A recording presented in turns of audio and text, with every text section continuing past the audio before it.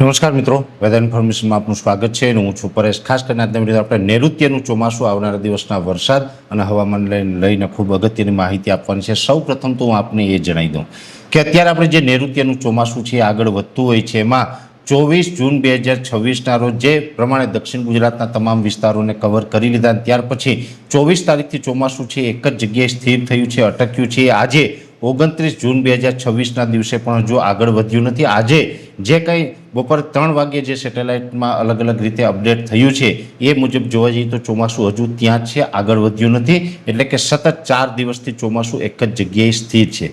જોકે અત્યારે અરબ સાગરની અંદર એક નવો કરંટ આવ્યો છે અને આ કરંટ છે હવે આવનારા 24 કલાકની અંદર ચોમાસાને આગળ વધવા માટે મદદરૂપ થશે. ફેવરેબલ વાતાવરણ બની રહ્યું છે, જેમાં ખાસ કરીને જોવા જઈએ તો આમ તો આપણે ઘણા સમયથી પવનની ઝડપ પણ નોર્મલ કરતાં વધારે હતી. પવનની ઝડપ પણ લગભગ હવે 24થી 36 કલાકની અંદર ઘટે અને પવનની ઝડપ છે એ ઘટીને 12 થી 15 કિલોમીટર પ્રતિ કલાક થશે તેવી શક્યતાઓ છે. એટલે પવનની ઝડપ ઘટશે. અરબ સાગરની અંદર કરંટ આવી રહ્યો છે, જેથી ચોમાસું આગળ વધવાનું છે. જેથી કરીને આપણું જે અનુમાન છે કે 3 તારીખ સુધીમાં દક્ષિણ ગુજરાત અને સૌરાષ્ટ્રની અંદર સારા વરસાદ થઈ જશે અને જુલાઈના પ્રથમ અઠવાડિયાની અંદર ઓલ ઓવર ગુજરાતમાં સારા વરસાદ થઈ જશે. એ જ મુજબનું પરફોર્મન્સ જોવા મળે તેવી શક્યતાઓ છે. હવે અત્યારે જે ચોમાસું નિષ્ક્રિય થયું છે, આમ જોવા જઈએ તો પ્રશાંત મહાસાગરનું તાપમાન પણ ઉંચકાઈ રહ્યું છે, અલ નીનોની કન્ડિશન આપણે વર્તાઈ રહી છે અને એ પણ અત્યારે ચોમાસું આગળ વધી રહ્યું છે ત્યારે ઘણી વખત ચોમાસું છે બ્રેક થઈ રહ્યું છે. અત્યારે જે ચોમાસું રોકાયું છે પશ્ચિમ છેડો એટલે કે જે ગુજરાત તરફથી આગળ વધતું હતું એ તો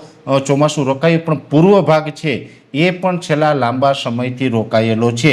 જે પૂર્વ ભાગ એટલે કે બંગાળની ખાડી તરફ થઈ અને જે 7 સિસ્ટર જે આપણે આસામ, મણિપુર, મિઝોરમ એ ભાગો ઉપર થઈને જે હિમાલય તરફ ચોમાસું આગળ વધવું જોઈએ એ ચોમાસું પણ ત્યાં અત્યારે રોકાયેલું છે. એટલે બંને છેડા છે એ નિષ્ક્રિય થયા છે. અરબ સાગર અને બંગાળની ખાડીમાં છેલ્લા ઘણા દિવસથી કોઈ મજબૂત સિસ્ટમ ન હોવાને કારણે આ ચોમાસું રોકાયેલું છે. જોકે હવે અરબ સાગરમાં કરંટ આવી ચૂક્યો છે, એટલે ખાસ પહેલાં તો અરબ સાગરમાં કરંટ આવ્યો છે એટલે આ ચોમાસું આગળ તો વધવાનું છે, પણ દરિયામાં ઊંચા મોજા પણ ઉછળવાની શક્યતાઓ દેખાઈ રહી છે. એટલે હમણાં થોડા દિવસ અરબ સાગરમાં કરંટ છે એટલા દિવસ માટે માછીમાર ભાઈઓએ દરિયો ન ખેડવા માટે સલાહ છે.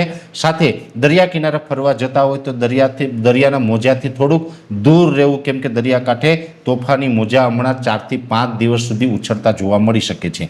એ સાથે અરબ સાગર સક્રિય થઈને જે ચોમાસું હવે આપણે 24 કે 36 કલાક આગળ ચાલવાનું છે, એવી રીતે બંગાળની ખાડીની અંદર પણ હવે એક નવી સિસ્ટમ બનવા જઈ રહી છે અને આ સિઝનની પ્રથમ સિસ્ટમ છે એ બંગાળની ખાડીની અંદર બનવા જઈ રહી છે અને એ સિસ્ટમનો ટ્રેક અમારો અનુમાન છે એ મુજબ ઓડિશા, ઝારખંડના રસ્તે થઈ મધ્યપ્રદેશ સુધી આવશે અને મધ્યપ્રદેશ અને જે ઉત્તર મહારાષ્ટ્રના અમુક ભાગોને કવર કરીને ગુજરાત ઉપરથી આ સિસ્ટમ પસાર થશે.